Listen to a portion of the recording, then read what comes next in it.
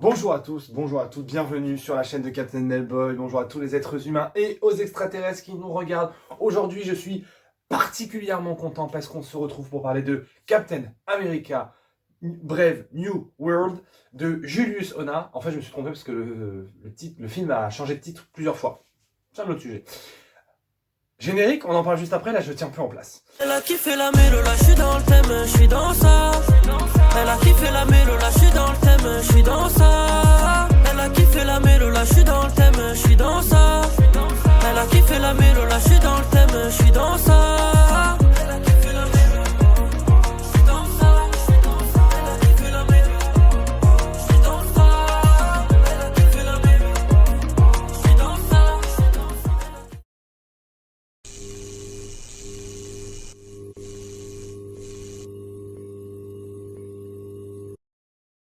Vous savez évidemment, je m'appelle Captain Hellboy, je suis fan de Captain America, c'est pour moi le plus grand super-héros de toute l'histoire de l'humanité. J'attendais énormément ce film, j'attends énormément Thunderbolt, j'attends énormément les 4 Fantastiques. Le prochain Avengers commencera à tourner le mois prochain, donc évidemment je suis à un niveau de hype Marvel en ce moment qui ne désemplit pas. Je trouve ça génialissime et j'adore ça. Mais,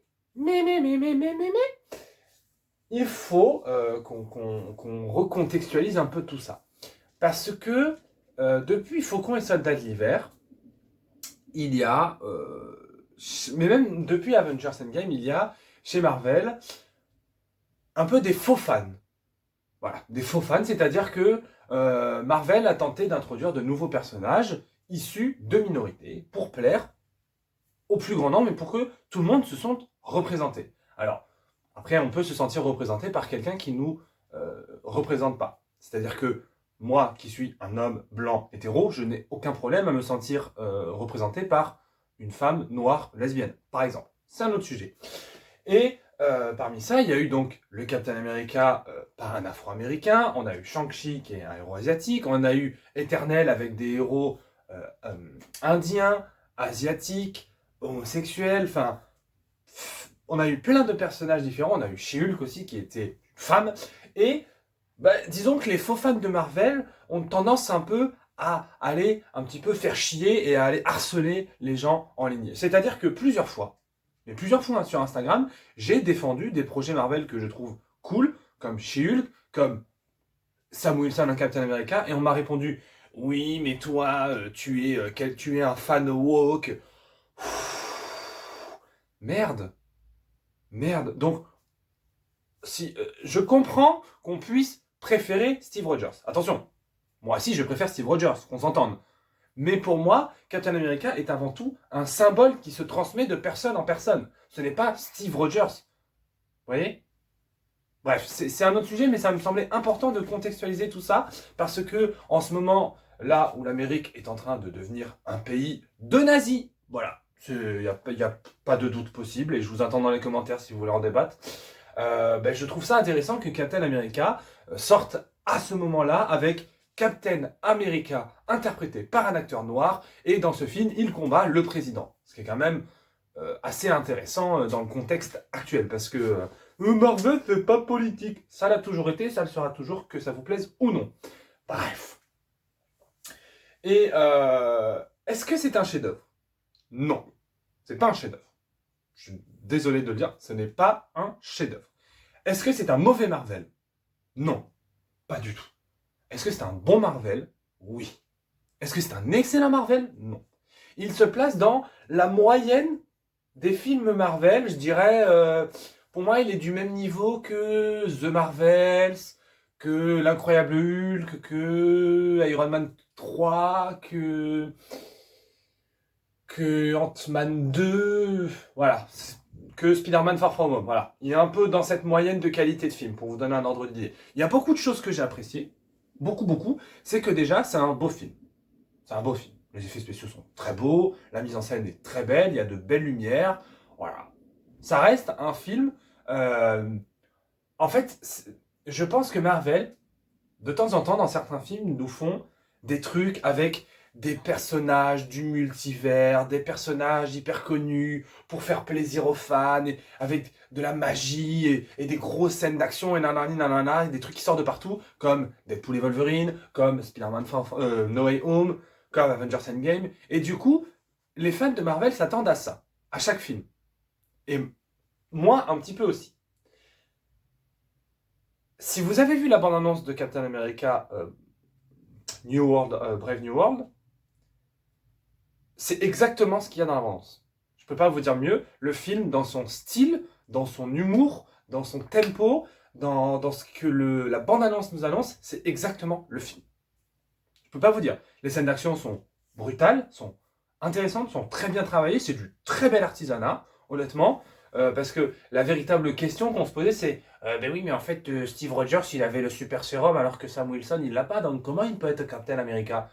Eh ben, il y a des petites trouvailles de costumes, des petites trouvailles de technologie qui sont hyper intéressants. Son partenaire du film, Joaquim Esperanto, le nouveau Faucon, est pour moi le nouveau GOAT de Marvel. Je suis dans l'obligation de vous le dire, c'est le nouveau GOAT de Marvel, c'est exceptionnel. Donc ça, c'était vraiment très très cool. Et je vois pas, je vois pas, voilà. Qu'est-ce que je voulais dire? Je me suis perdu. Harrison Ford est exceptionnel. Voilà, Harrison Ford est exceptionnel, vraiment.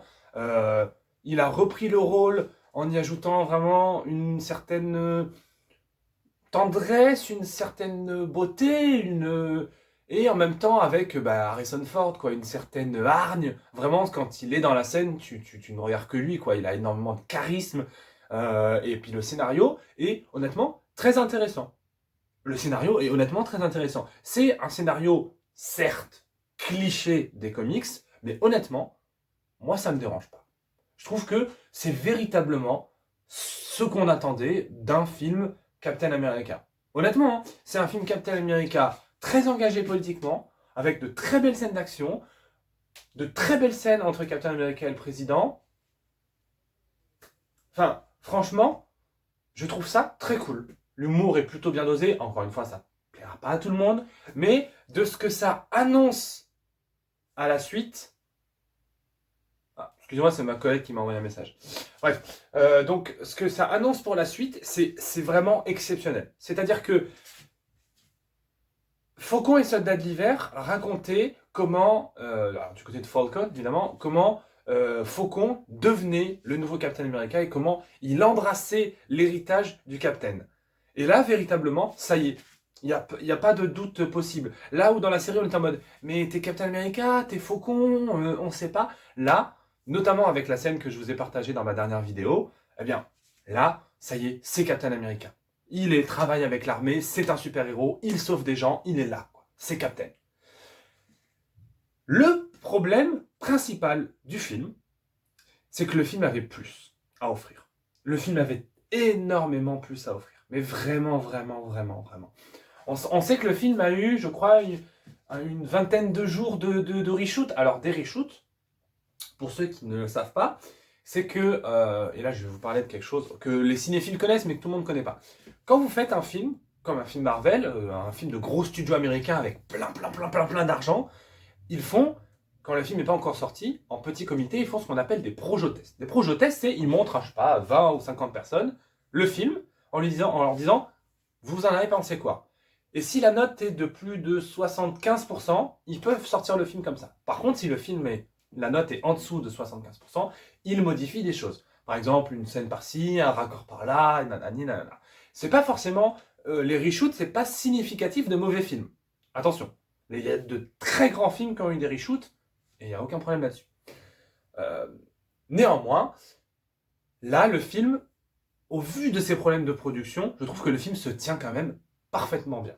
Je trouve que quand j'ai appris qu'il y avait pas mal de reshoots, qu'il y avait des problèmes de production, je me suis dit, ah putain, merde, ça va peut-être chier et tout. Franchement, le film se tient.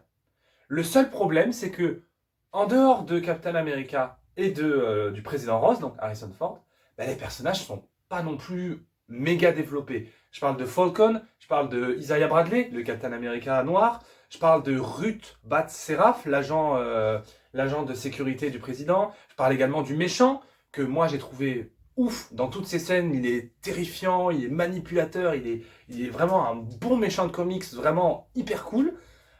Et il y a aussi le retour de Liv Tyler, voilà, le retour de Betty Ross, voilà. Et aussi Giancarlo Esposito.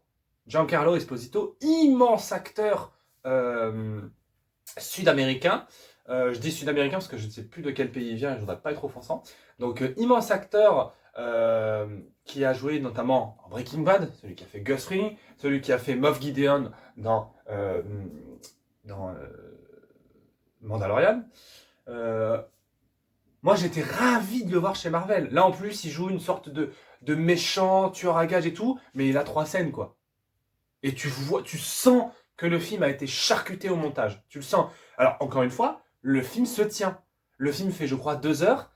C'est peut-être une des seules fois au cinéma où le film méritait une petite demi-heure de plus. J'aurais pas dit non une petite demi-heure de plus. Là, alors le film est rapide, le film est on perd pas de temps, on s'ennuie pas. Parfois, il aurait mérité un peu plus de légèreté, un peu plus d'épaisseur. Donc, parce que, notamment, le personnage de Ruth, le personnage d'Isaiah Bradley, le personnage de Liv Tyler, le personnage de Falcon, le personnage du leader, le personnage de Sidewinder, yeah. Personnage de tueur à gages qui est hyper brutal, qui est hyper intéressant. Voilà, c'est honnêtement, le film a été un peu massacré par sa production. J'en aurais demandé plus. Personnellement, j'en aurais demandé plus. Mais pour conclure, c'est un film hyper intéressant. C'est un film très très intéressant. Et c'est ce que je disais beaucoup avec mon frère, c'est que la Marvel, indépendamment, nous ont fait plein de projets hyper intéressants qui partent dans tous les sens. On a Thor qui est par-ci, on a Doctor Strange par-là, on a machin, on a... Et tous les super-héros sont dispersés. Et aucune intrigue ne se rejoint. Vous voyez? Là où... dans la saga, dans l'Infinity Saga, on avait chaque pierre d'infinité qui était disséminée dans l'univers Marvel, et dans Avengers 3, les pierres, l'intrigue des pierres se mélangeait avec les personnages les uns les autres. Là, comme le dit Sam Wilson dans le film, c'est pas un spoil, c'est dans l'abondance. Là maintenant, ça y est, là ça fait depuis 2019, il faut reformer les Avengers. Là il y a des merdes qui vont arriver, là il y a urgence, mais il y a urgence cosmique, je veux dire. Donc ouais, moi je pense que c'est un film, quand j'ai appris qu'ils allaient parler d'Adamantium et de l'île Tiamut qu'on voit dans les Éternels, je me dis, ah, c'est bien, maintenant voilà, on commence à resserrer un peu l'étau pour resserrer les personnages les uns avec les autres. Ouais, non, un film pour conclure. Hein. Alors évidemment, mais ça me semblait logique. C'est bien au-dessus de Dune partie 1 et de Dune partie 2. Hein. Attention, parce que voilà, là où Captain America aurait mérité une petite demi-heure de plus, Dune 2 aurait mérité 2-3 heures de moins. Parce qu'on rappelle que Dune 2, c'est 2h40 ressenti 8 jours. Donc c'est quand même, voilà, toujours la petite claque à Dune, hein, parce qu'on commence bien l'année. Mais ouais, non, c'est un film hyper intéressant, c'est un film avec de très bonnes scènes d'action, c'est un très bon artisanat, enfin, il y a de très bonnes personnes qui ont bossé dedans, ça se voit, il y a une belle lumière, de beaux décors, c'est bien scénarisé. La musique aussi, la musique est vraiment cool. Harrison Ford est génial, Anthony Mackie embrasse pleinement le costume de Captain et ça fait très plaisir à voir. Donc voilà, c'est dans la moyenne des films du MCU. Je comprendrais que certaines personnes aient pu être déçues. Je comprendrais. Honnêtement, je vois ce que les gens veulent dire. Parce que j'ai vu un peu les petites critiques sur Instagram. Je vois. Mais je trouve ça assez cool. Je trouve ça assez intéressant. Je trouve ça pas mal. Honnêtement, je l'achèterai en DVD ce film. Voilà, je vous le dis. Thunderbolt arrive dans 2 mois. Ouais, le 30 avril. Bon. Ça va être un nouveau banger évidemment, mais ouais non, c'était très très bon. Honnêtement, j'ai envie de vous dire vive Captain America, Allez, c'était Captain Melboy, je vous dis à bientôt pour de nouvelles vidéos. Peace.